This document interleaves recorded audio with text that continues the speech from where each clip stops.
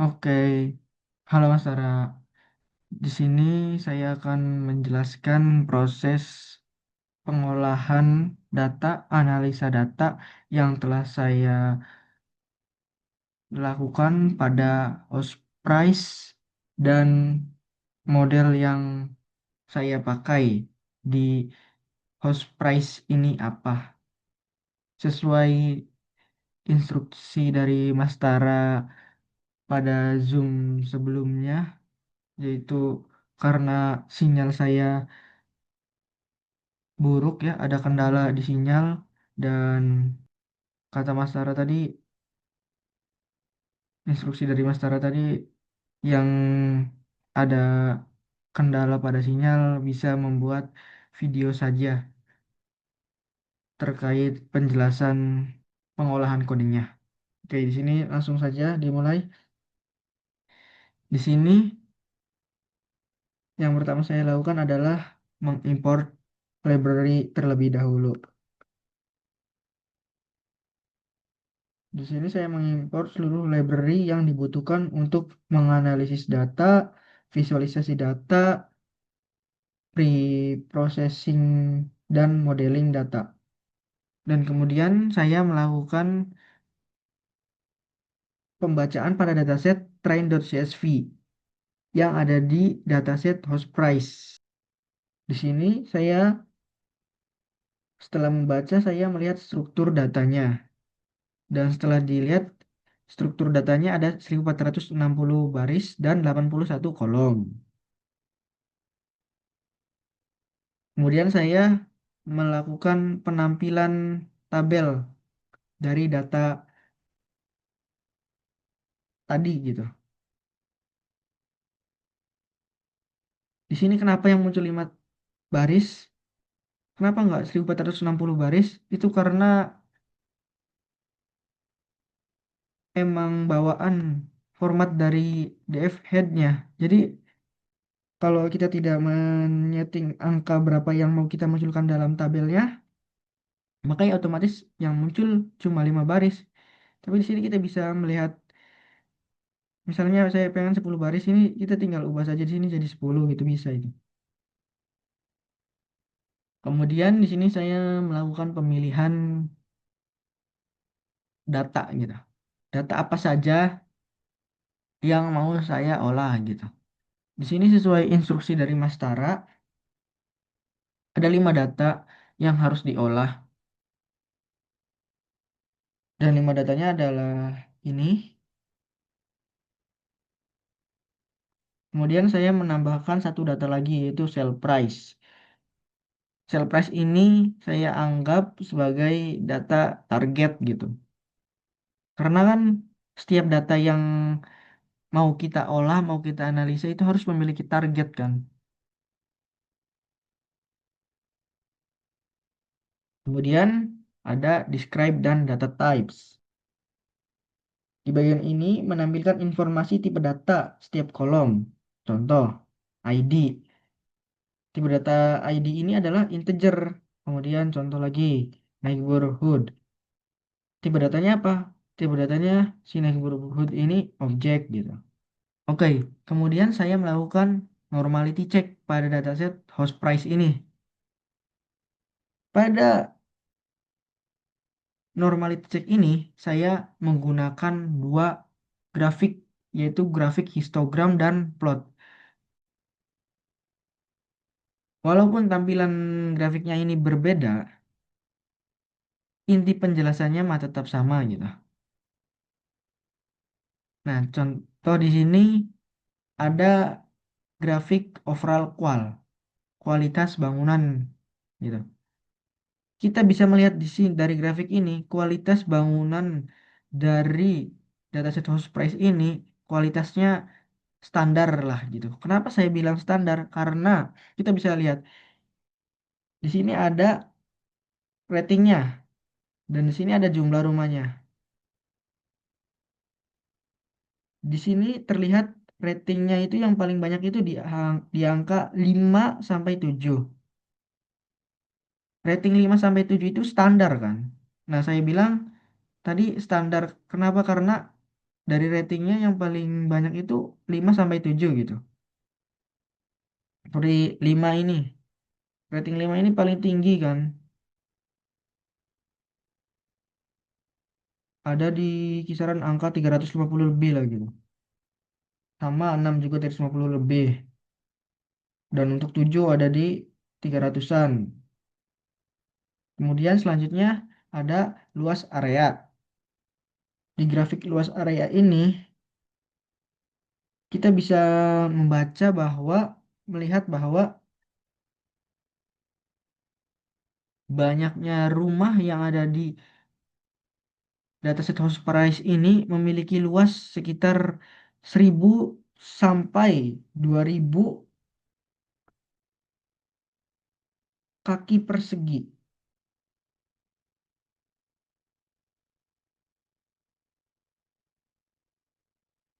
Dan ini grafiknya miring ke kanan, berarti artinya ada beberapa rumah yang sangat besar. Sehingga ini grafiknya menariknya ke kanan gitu. Kemudian di sini ada garasi mobil. Di sini kita bisa melihat bahwa rumah yang ada di dataset house price ini rata-rata bisa memuat 2 mobil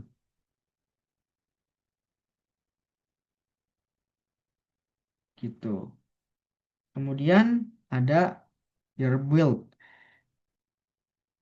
Rumah yang ada di dataset house price ini rata-rata dibangun itu di tahun 2000-an. Karena kita bisa melihat di sini banyaknya rumah dibuat itu pada tahun 2000. Kita lihat di sini dari histogramnya ya. Kemudian selanjutnya ini juga sama ya. Ini membaca data juga ya, cuma versi box plot dan distribution. Ini tampilan grafiknya saja yang beda. Penjelasannya mah sama. Kayak contoh tadi overall qual kan. Overall qual tadi kalau kita back ya kan kita lihat. Nah, rata-ratanya kan ada di angka 5 sampai 7 nih. Sama ini juga ada di angka tuh kan. Angka 5 sampai 7 kan. Cuma beda grafik doang sih. Kemudian selanjutnya ada neighborhood. Nah, neighborhood ini menampilkan 10 lokasi rumah yang paling banyak muncul dalam dataset. Kayak contoh dah, NEMS. NEMS ini adalah nama wilayahnya gitu. Wilayah NEMS ini ada berapa banyak rumah sih? Sini kita bisa melihat wilayah NEMS ini ada sekitar 200 rumah, 200 lebih. Lalu wilayah Call GCR ini ada berapa rumah? Di sini kita bisa melihat ada 150 rumah dan seterusnya kayak gitu. Gitu cara bacanya. Kemudian selanjutnya ya, ini sama kayak tadi cuma beda grafik doang, penjelasannya sama. Penjelasan heat map. Jadi di sini kita bisa melihat kolom mana yang paling tinggi korelasinya dengan sell price. Semakin tinggi angkanya, semakin tinggi juga harga jualnya. Di sini kita bisa melihat overall qual punya korelasi paling tinggi dengan sell price, yang artinya kualitas bangunan sangat mempengaruhi harga rumah. Seperti yang tadi saya bilang, semakin tinggi angkanya, maka semakin tinggi juga korelasinya gitu. Contoh di sini, overall qual kan 1 kan. Terus luas areanya 0,59. Garasi mobilnya 0,6. tahun buatnya 0,57. Kita bandingkan coba dengan yang di bawahnya, dengan luas area. Nah, di sini overall qual dari kolom overall qual itu satu, overall qual dari overall qual dari kolom luas area itu 0,59. Yang berarti ini lebih tinggi nih, berarti 1-0 skornya ya kan, 1-0. Kemudian luas area dari kolom overall qual ini 0,59 dan luas area dari kolom luas area ini satu. Berarti ini satu sama skornya ya, 1-1 gitu ya kan. Kemudian garasi mobil dari kolom overall qual ini 0,6, garasi mobil dari kolom luas area ini 0,47. Berarti besaran garasi mobil yang di kolom overall qual. Berarti skornya 3-1 gitu. Kemudian tahun bangun dari overall qual ini 0,57, tahun bangun dari luas area ini 0,2. Yang berarti lebih besar tahun bangunnya si kolom overall qual. Berarti skornya 3-1. Nah, itulah mengapa saya bilang overall qual ini punya korelasi paling tinggi dengan sell price gitu. Karena semakin tinggi angkanya semakin berkorelasi gitu. Kemudian di sini saya melakukan data cleaning duplicates gitu. Di sini saya mengecek apakah ada data baris yang sama persis gitu, yang duplikat gitu. Dan hasilnya nggak ada, data ini bersih gitu. Kemudian saya melakukan missing value juga. Saya cek apakah ada nilai yang kosong pada kolom-kolom yang saya pilih tadi. Dan ternyata hasilnya tidak ada kolom-kolom yang kosong gitu. Semuanya aman. Kemudian saya melakukan handle missing value. Sebenarnya saya tidak usah melakukan handle missing value ya. Karena di sini setelah tadi sebelumnya saya cek kan. Ini nol kan, aman nih. Berarti tidak ada yang hilang gitu kolomnya.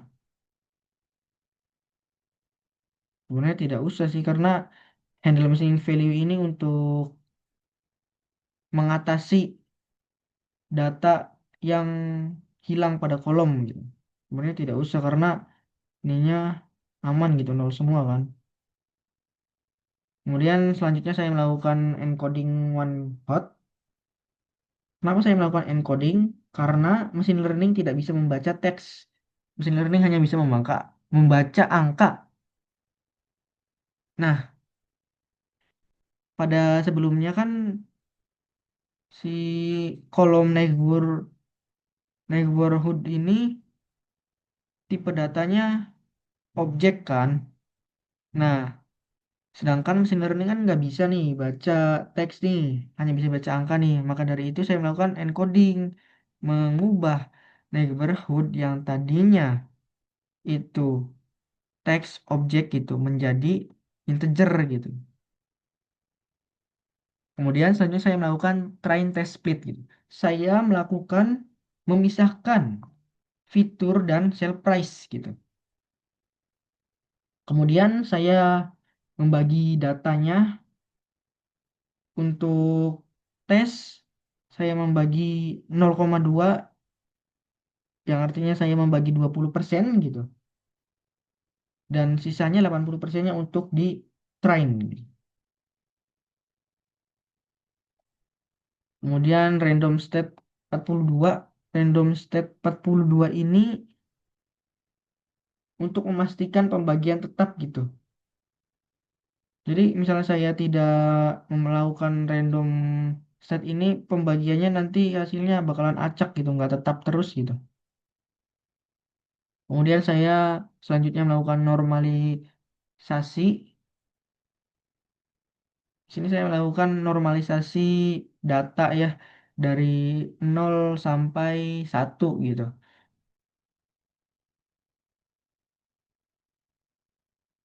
Kenapa saya melakukan normalisasi? Karena setiap kolom sebelumnya kan punya skala yang berbeda gitu. Kayak contoh ini tadinya kan ribuan gitu. Dan ini tadinya angkanya 1 sampai 4 kan gitu.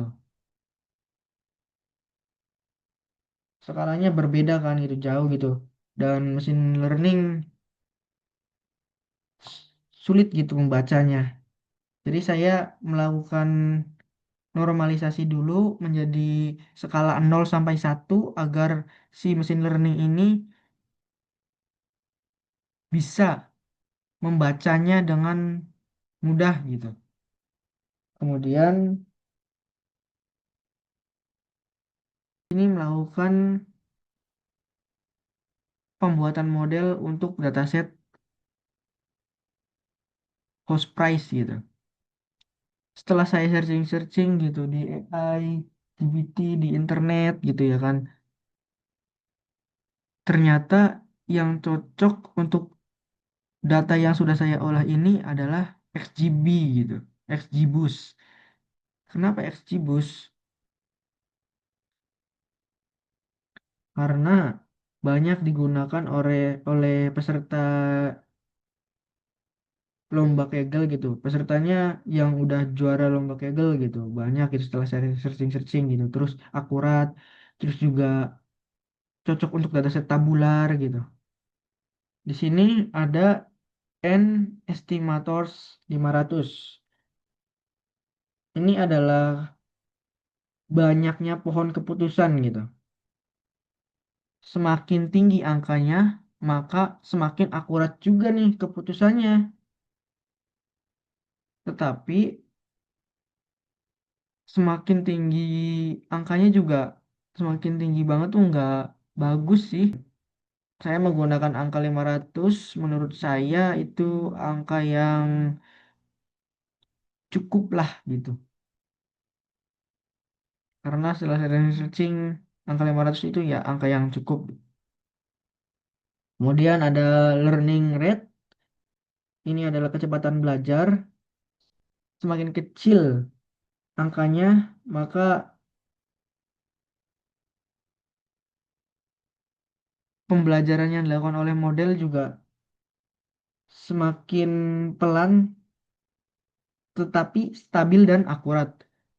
Kalau semakin tinggi, maka semakin cepat tetapi bisa saja salah gitu. Kemudian ada max diff. Max diff ini adalah dalamnya pohon gitu. Jadi kalau pohonnya terlalu dalam, model bisa overfitting juga gitu. Diff 4 ini menurut saya 4 ini angka yang cocok untuk dataset saya.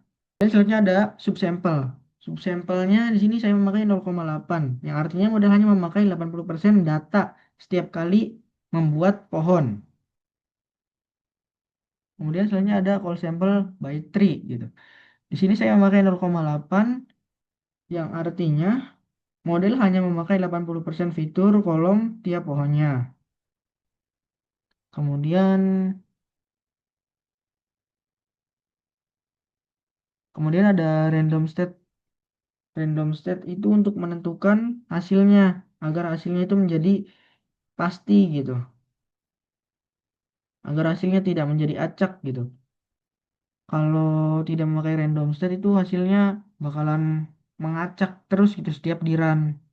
Setelah model dilatih, saya menggunakan predict untuk memprediksi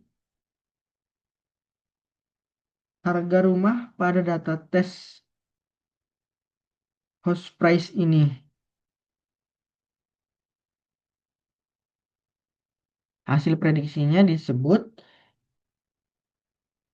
ini.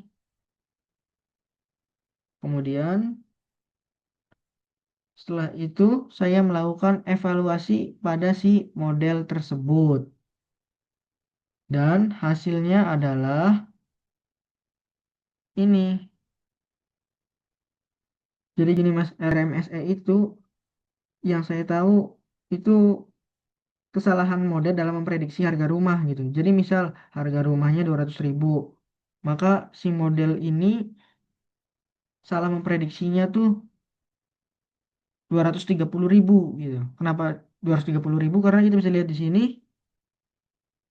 RMSE-nya itu kesalahan model dalam memprediksi harganya itu sekitar 30 ribuan. Nah, oke, selanjutnya ada MAE. MAE ini yang saya tahu Mas, MAE ini rata-rata prediksi model meleset dari harga aslinya. Rata-rata model meleset memprediksi harganya itu kisaran 19 ribuan dari harga asli. Kalau RMSE tadi seberapa jauh harga melesetnya, kalau MAE ini rata-rata harga meleset dari harga aslinya. Kemudian ada R kuadrat. Jadi nilai R ini kan 0,8809 ya. Dalam artian model ini mampu menjelaskan 88% variasi harga rumah yang ada di dataset house price ini. Gitu sih Mas, menurut saya. Mungkin segini saja Mas penjelasan dari saya.